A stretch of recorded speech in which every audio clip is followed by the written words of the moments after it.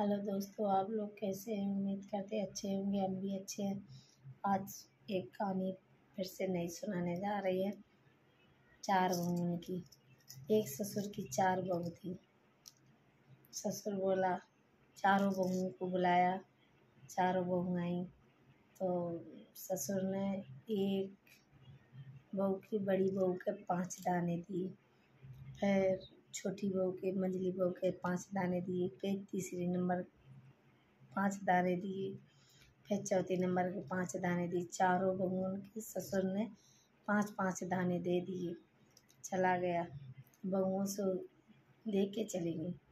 बहुओं भी लेके दाने चली गई। ससुर भी अपने चले गए। वो चला गया 5-6 साल के लिए अपने कहीं बाहर कहीं घूमने के लिए या नौकरी वगैरह करने के लिए कहीं भी चला गया बहुओं को दाने देके।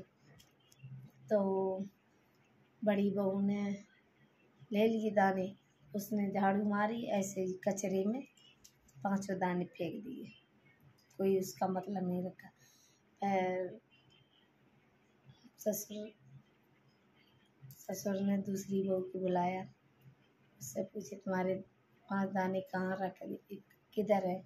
तो दूसरी बहू ने कहा कि पिताजी अभी हमने कहीं रख दिए हुए, गुम हो गए। जब मिलेंगे तब तुम्हारे लौटा देंगे 5 दाने के। चलो कोई बात नहीं। फिर तीसरी बहू को बुलाई कि तुम्हारे 5 दाने किधर गए? तो तीसरी बहू बोली, 5 दाने के हमने कहीं मालूम नहीं किधर रख दिए, क्या करे क्या नहीं, हमको मालूम ही नहीं है कहाँ गए कहाँ नहीं। मिलेंगे तो देख ही जाएगी, तो वो दे देंगे, नहीं मिलेंगे तो चले गए। कोई बात नहीं। तो चौथी बहू को बुलाया कि बहू बेटा के 5 दाने आपको दे के गए थे, वो किधर? तो चौथी बहू बोली, बहुत अच्छी थी, संस्कारी थी और उसमें सब्र गुण थे। तो उसने छोटी बहू ने बोला कि चलो पिताजी, हम तुमको गोदाम में चलो के 5 दाने देते। कि ससुर बोला, बेटी की 5 दाने, हमने तो 5 ही दाने दिए, गोदाम में क्या है? कि 5 दाने के 5000 बोरी रखी हैं। 5 का वो गेहूँ की भरी रखी हैं। वो कैसे?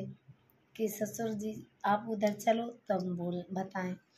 आपने देखो 5 दाने दिए तो मैंने मिट्टी में डाली, वे उग गई। एक दाने में, उसमें बाली में कम से कम नहीं 10-15 दाने निकले एक वाले। अब 5 दाने में उगाने में तो ऐसे 50 दाने तो हो ही गए, 10 ही 10 निकले तो 50 दाने हमने उगाए। फिर उसमें बहुत सारे भाई, फिर उसको उगाए, फिर और ज़्यादा हुए। फिर ऐसे हमने उगाते रहे, सैले हो गए तो सैले उगाए, तो बहुत सारे हो गए। तो 5 दाने में 5000, मतलब में 5,000 बाच का बोरी गेहूँ के भर गए।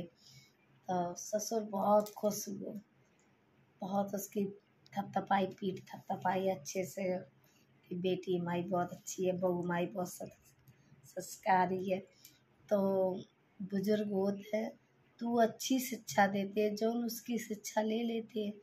जैसे आपके घर में सास ससुर है और अपने माँ बाप हैं, वो अच्छी शिक्षा देते हैं।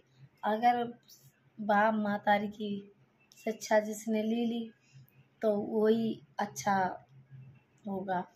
और जिसने ससुराल में जाके बहू ने सास ससुर की आज्ञा पालन किया, उसका मान सम्मान रखा, बोला बताने में कोई गलत नहीं बोली, उसकी कुछ भी सास ससुर ने बोला उसने सुन लिया और उसका काऊ किया, तो वो हमेशा उसके सास ससुर खुश रहेंगे और अच्छी ज्ञान देंगे और अच्छे से बोलेंगे।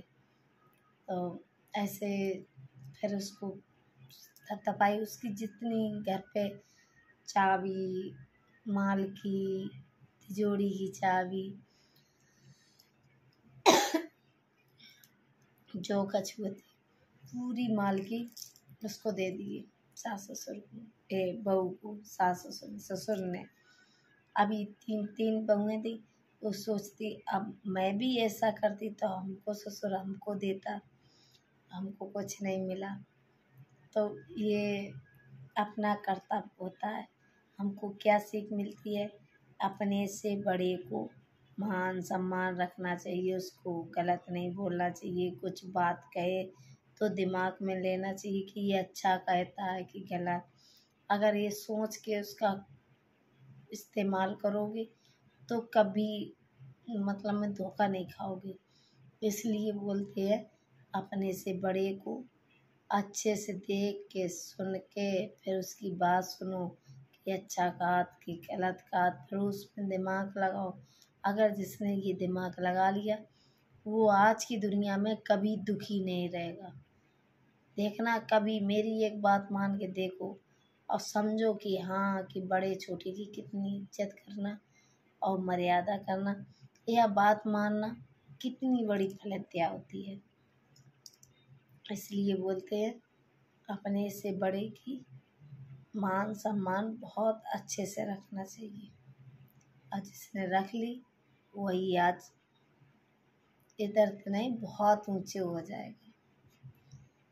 तो हमको यही सीख मिलती है अपने से बड़े को और या छोटे को। अगर छोटा है वो भी शिक्षा दे रहा है उसको समझो आगे ये गलत दे रहा है कि सही दे रहा है।